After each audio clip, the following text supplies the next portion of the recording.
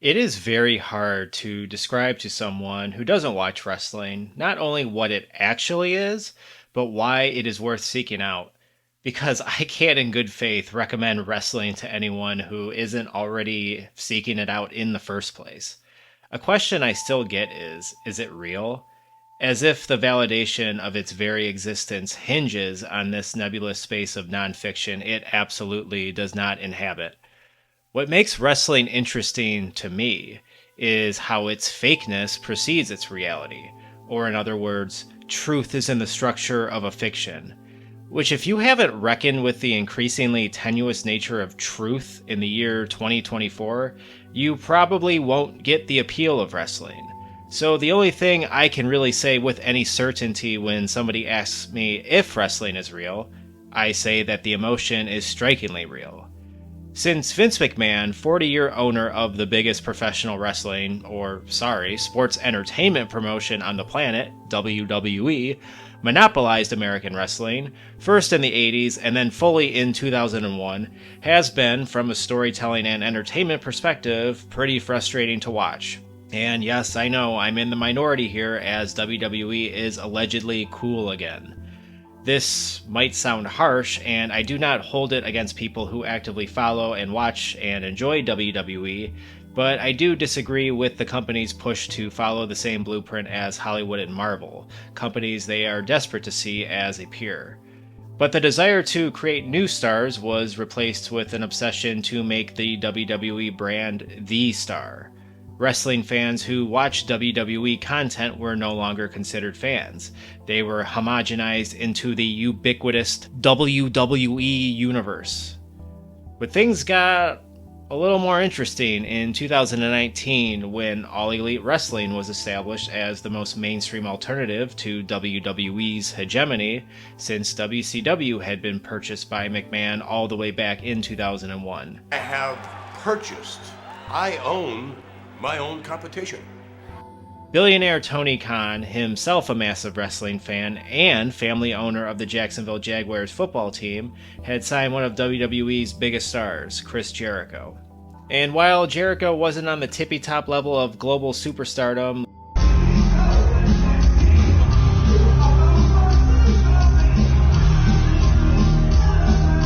like Dwayne "The Rock" Johnson or John Cena or Dave Bautista, Jericho was still a huge get in legitimizing AEW in skeptical fans' eyes. Tony Khan had a vision to reestablish something that had been missing in pro wrestling for so long: pro wrestling. You see, Vince McMahon hated being associated with the word, opting for a more sports entertainment approach. Under his rule, wrestlers weren't allowed to use words like wrestler or belt while performing on live TV. And what needs to be understood about Vince is that not only was he in charge of things on the business side, he also had the final say on every creative decision. And this is a man who was not only in his mid-70s, but a man so dreadfully out of touch with contemporary culture and politics that a large percentage of fans began tuning out in droves. And these were the fans who decided to stick around after the monopoly when wrestling was at its most culturally irrelevant since the early 90s. I'm psychoanalyzing a billionaire here, so take this as speculation, but Vince's paranoia and perhaps even guilt over decimating the territory system that had been in place since the 1980s instilled in him an immense psychopathic drive to convince his audience that WWE was the only legitimate game in town.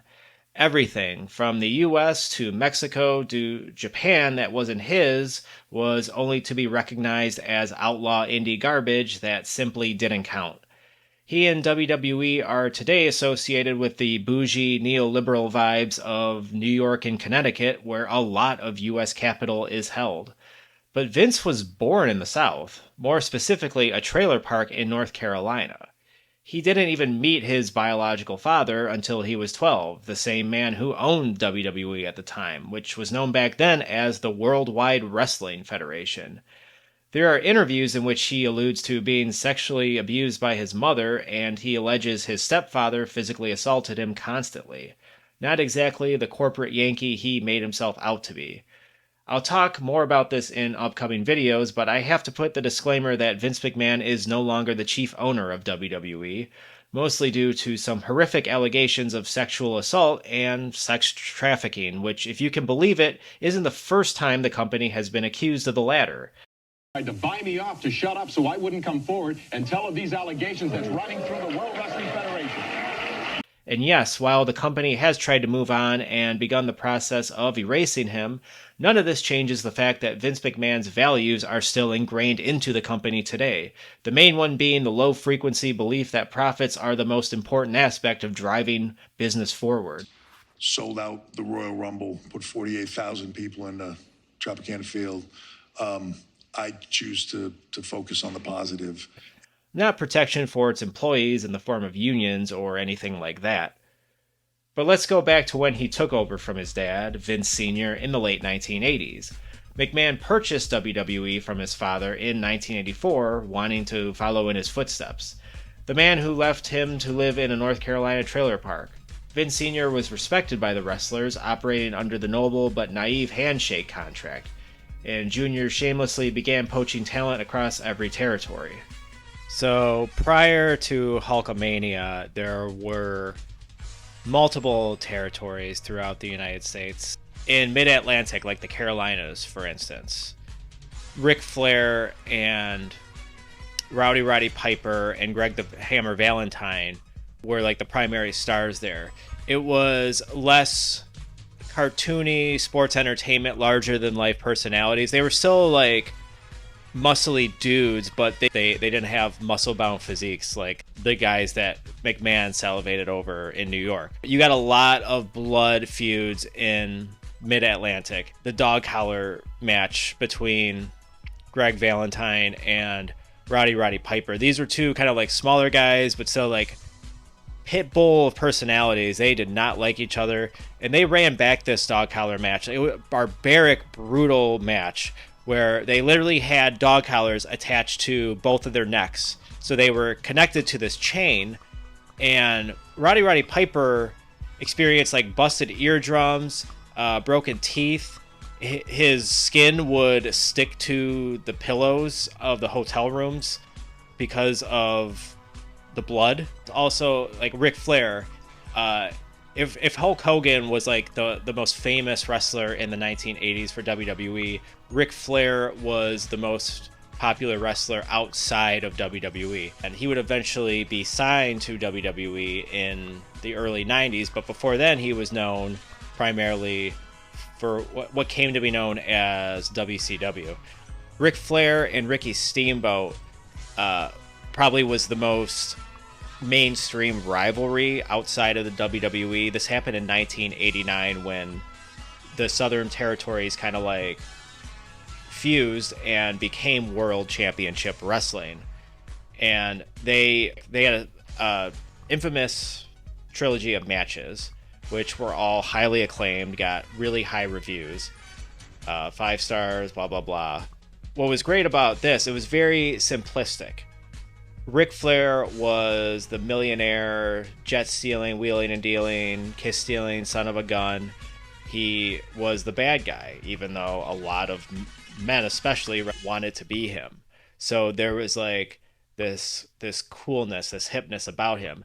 And then there was Ricky the Dragon Steamboat, who was an earnest, kind of like what we would call white meat babyface. He was a very noble person, kind of like think of like John Cena or maybe WWE's version of Cody Rhodes. There was the Florida territory where Hogan got his start. This is where you see Paul Heyman's influence. Was, of course, ECW, very independent oriented, and led to the countercultural shift in the 1990s that Vince McMahon essentially based the entire Attitude Era off of. Then you had Texas, who had the Von Erichs, who were probably the most famous wrestling family until the McMahons. Even Canada had a prestigious territory, Stampede, which was based out of Calgary, which is where Bret the Hitman Hart got his start. And that territory put a premium on like crisp technical wrestling.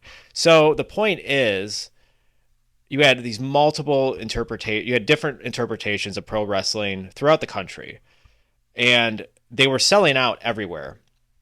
Wrestling was very popular in all of these places. Like you could have in Chicago, AWA, in Florida,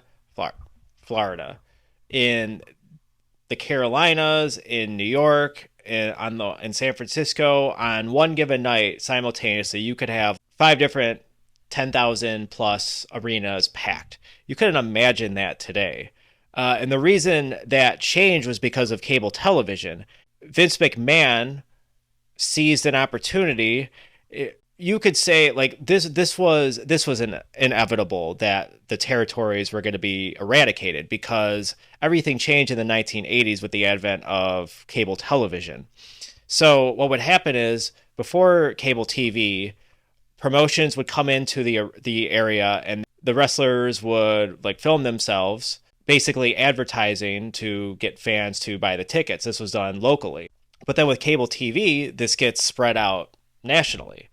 And Vince McMahon started to fly to across the country and basically bought out all of these local TV stations to air his product instead. Mid-Atlantic, which in the Georgia territories kind of like fused to become WCW, which was the one promotion that Vince McMahon could not get rid of. And it was, of course, the famous Monday Night Wars of the 1990s and then led to Vince McMahon buying them out. The Georgia territory had a passionate fan base of Southern wrestling fans who preferred emotional storytelling over the glossier presentation up north.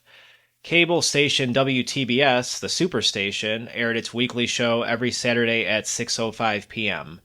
Imagine the look on a Georgia fan's face when their beloved program opened with the image of Vince McMahon decked out in a superfluous business suit introducing Southern fans to the outrageous stars of New York. Guys like Hulk Hogan and Jesse the Body Ventura, both of which were taken from the Midwest's AWA promotion. The fans were rightfully incensed, calling and mailing in letters of complaint to the station, but McMahon had the capital, resources, and ruthless aggression to completely decimate the territory system as cable television replaced live ticket sales as the primary means to generate profit in wrestling. Sports entertainment was beginning to overcode professional wrestling, and like any good functional democracy, the workers in the territories were left with 2 options: either work for Vince or be out of a job. Hello, everybody, and welcome to World Championship Wrestling. On behalf of WTBS, it's a pleasure to welcome the World Wrestling Federation. Exciting new matches, great competitors from all over the world, and here's the man to tell you all about it. Here's Vince McMahon. Thank you very much, thank you. It is indeed a pleasure to be associated with WTBS. We promise to bring you the greatest in professional wrestling entertainment in the world today. We will have this week, as a matter of fact, exclusive footage of a matchup involving... Fortunately for us, the Georgia territory had the funding of billionaire Ted Turner. Southern wrestling survived and became World Championship Wrestling, WCW. Oh, and then by 2001... Well now, here's the WWF, and here's WCW. And here we have the owner of the World Wrestling Federation, and now the owner of WCW. That's right, I, Vince McMahon, I have purchased, I own my own competition.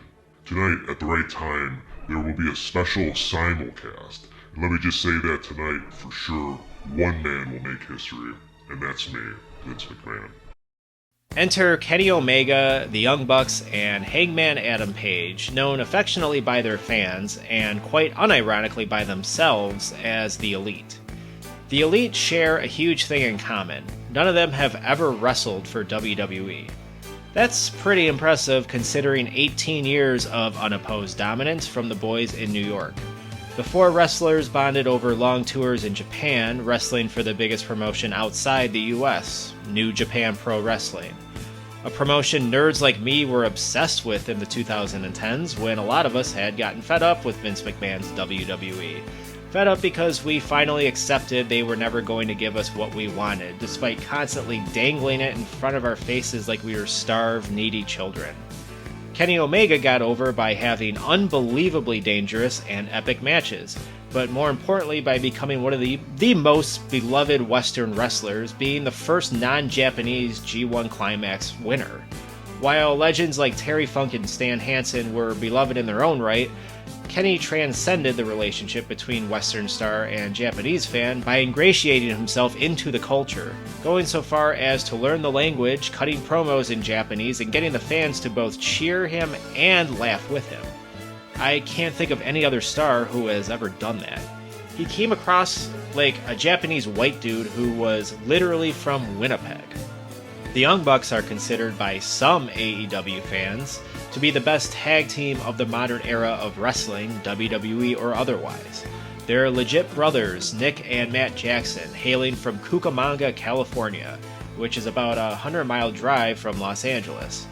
They revolutionized tag team wrestling, some say for the better, others say for the worse, by learning as many moves and taunts from their idols as they could, and then exhausting that moveset almost entirely in every match. They dazzle with their impressive athleticism and risk-taking, having absorbed countless bumps over their 20-plus year careers. But what truly made the Bucks money prior to AEW was merchandise sales, selling their various t-shirts at indie shows like a rock band. T-shirt designs that range from the basic to proud ones like Christian AF to the downright petty. Last, there's Hangman Adam Page, who prior to the formation of AEW functioned as the Elite's Young Lion. A Young Lion, or sometimes referred to as Young Boy, is a novice wrestler of a faction who will typically take the fall in multi-man matches so the other members don't look weak. Page was an unproven commodity upon AEW's creation in the United States. He is the Magnum TA who never had the misfortune of getting into a car wreck that prematurely ended his career. Jim Cornette would likely find this comparison so repulsive he'd suffer an aneurysm upon hearing it, ha ha ha. Magnum TA was by all accounts to be the chosen one in the 80s to become WCW Heavyweight Champion, replacing Flair on top. Hangman is a stoic, conventionally attractive blonde from Virginia. Tony Khan seems to have recognized this comparison because Hangman was immediately thrust into a main event program to crown the first ever AEW World Champion, which in wrestling means you're the guy. But it wasn't meant to be, as Hanger lost to Chris Jericho in a match that isn't remembered too fondly by fans. Hangman wasn't ready for consistent spotlight appearances on television and pay-per-view, but he would become AEW champion, defeating fellow stablemate Kenny Omega in November of 2021. 2 months before that, AEW would get its biggest shot of legitimacy yet.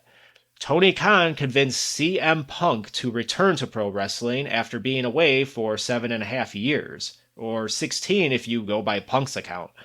Wrestling fans were buzzing with the imminent return of one of the most polarizing wrestlers of the 21st century. And it was the summer of 2021, meaning we were a year and a half into the pandemic. WWE and AEW insisted on maintaining their weekly television during COVID, wrestling in empty arenas. AEW began putting wrestlers in the stands to cheer, giving Dynamite and pay-per-views at least some semblance of crowd noise. WWE, on the other hand, committed to it in the most dystopian manner possible, integrating a giant LED screen broadcasting images of the WWE Universe silently watching from their own screens at home. Artificial crowd noise was piped in during wrestler entrances and even during the matches, indicating the noise was manufactured to cheer certain wrestlers and boo others. Punk's AEW debut reminded us how much of a marketing genius he is when it comes to marketing himself, because good lord is it a spectacle. Not only had Tony Khan announced that there was an upcoming show at the United Center, the same place the Chicago Bulls won 6 NBA titles in the 90s, but we were all riding a wave of euphoria now that live crowds were returning to events. Was it too soon? Maybe. But that didn't really change the fact that there was something unbearably hollow about pandemic-era wrestling. I tuned out entirely, and I gotta say, a year-long break from watching wrestling was one of the healthiest decisions I've ever made, until I inevitably got sucked back in again. Tony Khan's AEW brand had already secured a lot of success, getting a cable TV deal in October of 2019 on the same family of networks run by Ted Turner. Over 1 million people tuned in to watch the first Dynamite. And while not as large an audience of people watching as during WCW's heyday, this was the closest thing wrestling had to a mainstream alternative to WWE since WCW in the late 90s. Now the man had gotten a second show, Rampage. Rampage was a tougher sell, airing on Friday nights at 10, hardly the primetime slot Dynamite had. The inaugural Rampage saw veteran Christian Cage in full babyface mode defeat Kenny Omega for the Impact World Championship in front of a raucous crowd. The second Rampage would be even bigger, and probably the biggest one we will ever see. The unannounced but obvious debut of CM Punk, The First Dance. Coming out to not only one of the loudest pops I have ever heard, but possibly the most elongated and sustained crowd reaction put to tape, CM Punk proceeded to sit down in his signature cross-legged style, wearing one of his iconic Best in the World tees, and pontificate to his hometown Chicago fans for 10 minutes about why he was gone for so long. I really can't put the feeling into words, so I'll leave it to the man himself. The hometown hero has come home after 7 years. He's back. You guys really know how to make a kid feel like Britt Baker in Pittsburgh. I'm winging this. We're winging this. That's a very important distinction, and we'll get back to it. Because I didn't know what I was going to say, because I didn't know what to say. But I knew that I needed to feel it. And I feel you, Chicago. And I hear you, Chicago.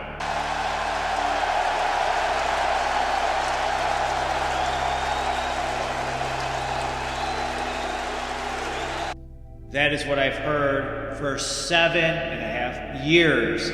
I heard you. And there's a lot to get into. There's good news and bad news. The bad news is we're not going to be able to get to it all right now, but the good news is I've got the time. Wednesday, Friday, 4 Sundays or Saturdays a year. I've got the time and I ain't going anywhere. Just wait. For me, right now, possibly the most important thing I'm going to say, this is for everybody at home, this is for everybody in the back, this is for everybody who bought a ticket. If, at any time through my personal journey, any of my choices or decisions related to my life made you feel disappointed or let down, let me just say, I was never going to get better. Physically, spiritually, emotionally, or mentally, staying in the same place that got me sick in the first place. Can I tell you guys a story? It's hot in here. Hang on one second.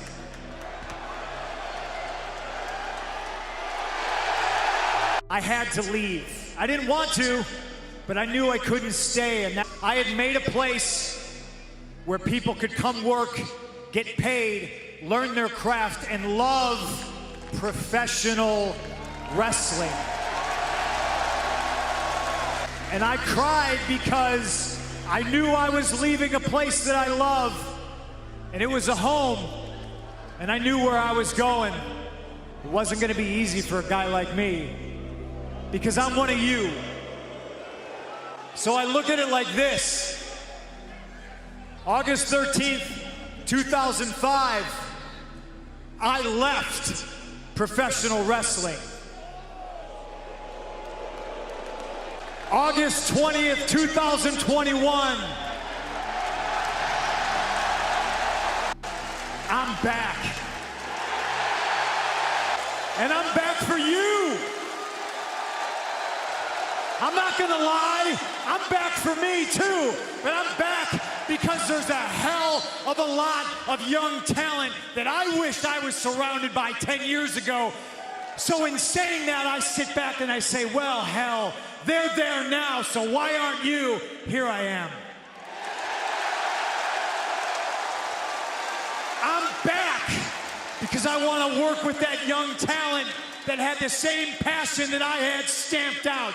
I'm back because there's a couple of scores to settle in that locker room. Punk is referring not only to his time in WWE, but his time in Ring of Honor, an independent promotion that featured a thrilling alternative to WWE in the mid-2000s, albeit one on a shoestring budget.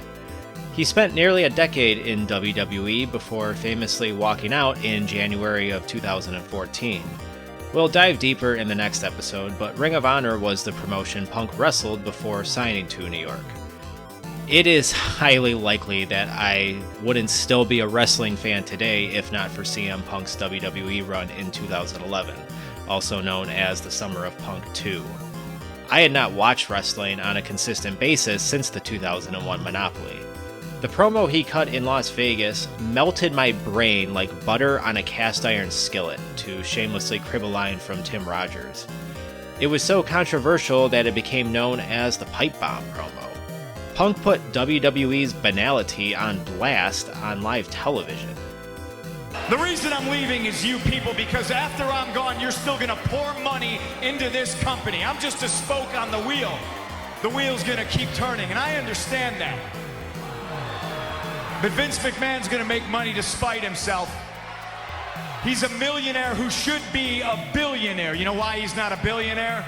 It's because he surrounds himself with glad-handing, nonsensical yes men like John Laurinaitis, who's going to tell him everything that he wants to hear. And I'd like to think that maybe this company will be better after Vince McMahon's dead, but the fact is, it's going to get taken over by his idiotic daughter and his doofus son-in-law and the rest of his stupid family. I've grabbed so many of Vincent K. McMahon's imaginary brass rings that it's finally dawned on me that they're just that. They're completely imaginary. The only thing that's real is me, and the fact that day in and day out, for almost 6 years, I have proved to everybody in the world that I am the best on this microphone, in that ring, even at commentary. Nobody can touch me. I'm not on your lovely little collector cups. I'm not on the cover of the program. I'm barely promoted. I don't get to be in movies. I'm certainly not on any crappy show on the USA Network. I'm not on the poster of WrestleMania. I'm not in the signature that's produced at the start of the show. He was saying everything that fans like me were fed up with, and this was in 2011.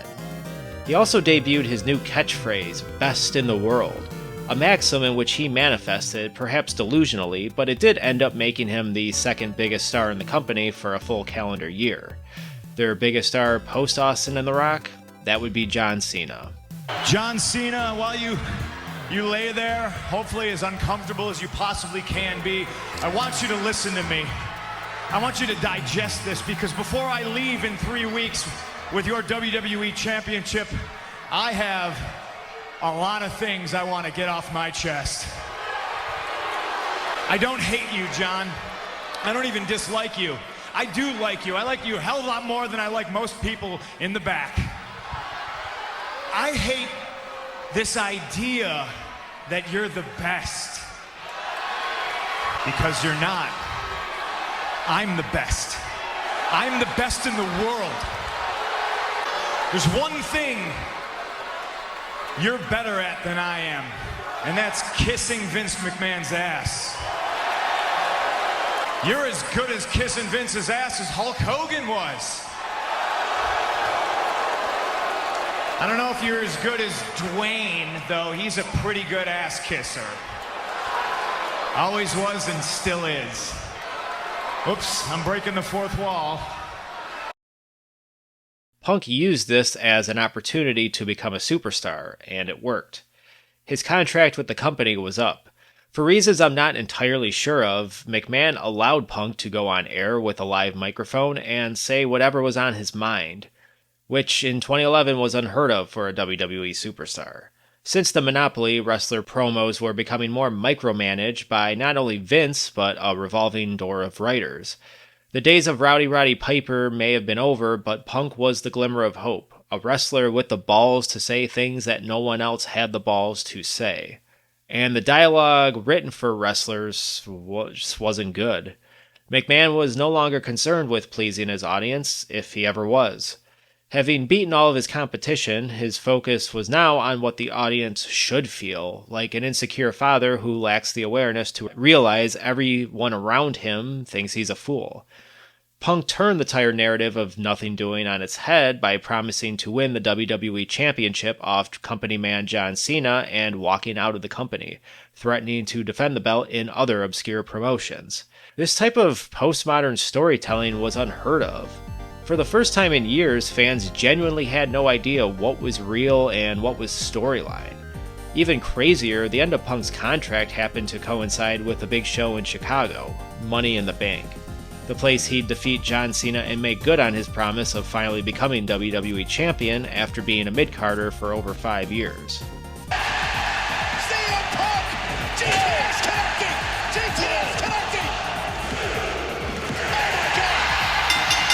I was in Chicago for this. I was in Chicago, but I was at a music festival. I was at the Pitchfork Music Festival the same weekend Punk won the WWE Championship, which was like the biggest wrestling moment for me, like, ever. And especially now in retrospect, 13 years from now, like, you can't imagine how much I regret not going to this event. It was right down the road at Rosemont Horizon Arena or Allstate Arena, wherever they call it now. And I was watching for 10 hours straight in 100-degree weather. They were literally dousing us with water bottles and ice. That's how hot it was. Watching these indie rock bands perform in flip-flops in a mosh pit, my first and last mosh pit, being this awkward little wannabe hipster poser.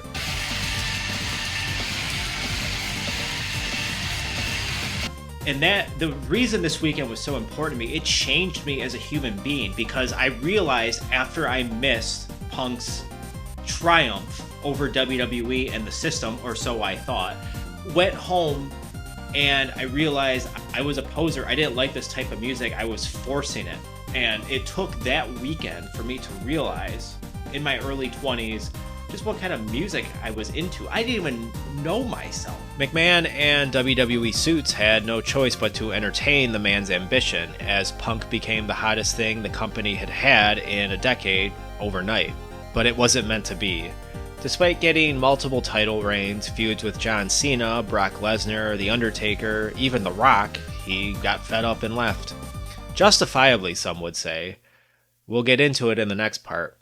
Absence makes the heart grow fonder in most aspects of life, and this goes doubly for pro wrestling. Tony Khan booked the United Center, a 15,000-seat arena, without ever mentioning Punk. He didn't need to. Tickets sold out on the rumor he would be there. Everybody wants to return to WWE eventually, goes the common refrain. The comparison is depressing in retrospect, but the closest I can compare this to is when Hulk Hogan debuted for WCW in 1994. But time would tell if Punk would be a positive or a negative for AEW. After his debut, 2 other former WWE superstars who initially made their name on the indies also made their way to AEW. And these were not small names. Adam Cole Baby and the American Dragon Bryan Danielson. AEW became the buzz of the wrestling world. Even Roman Reigns acknowledged Punk's return by suggesting he wasn't a needle mover. The Elite had gotten the alternative off the ground, but Punk, Cole, and Danielson meant the competition was as fierce as it had been in decades. At the risk of sounding like one of those Christian AF Bucks tees, Punk's AEW debut was a miracle. So surreal and unlikely, and yet paradoxically the most obvious thing he could have done. AEW has been regarded by Tony Khan as a challenger brand, liking his company to Burger King or Pepsi. It's a clear runner-up when it comes to profit and cultural influence, but still a substantial number 2 that must be recognized and reckoned with. And wrestling fans like myself, who had been subjected to Vince McMahon's spiteful booking for decades, finally had something worth watching. AEW presented the wrestling fan with a smorgasbord of options. You had a return to 80s Southern wrestling blood feuds, contemporary spot fest matches with ungodly athletes performing death-defying moves straight out of a video game, and promos that didn't sound like they were memorized and written by a 140-pound television writer in an office. It was a utopian moment. This is why fans are willing to put up with so much of the bullshit, of all the backstage politics, the incessant online trolling, and especially Father McMahon's insistence on what we should like. But this wasn't Vince McMahon's company. Surely such an enchanting moment couldn't lead to anything dreadful that sends us all into a tailspin of brand new drama that creates its own trauma zone of confusion and existential dread that could make us question if it was even worth his return. Could it? Nah, no way.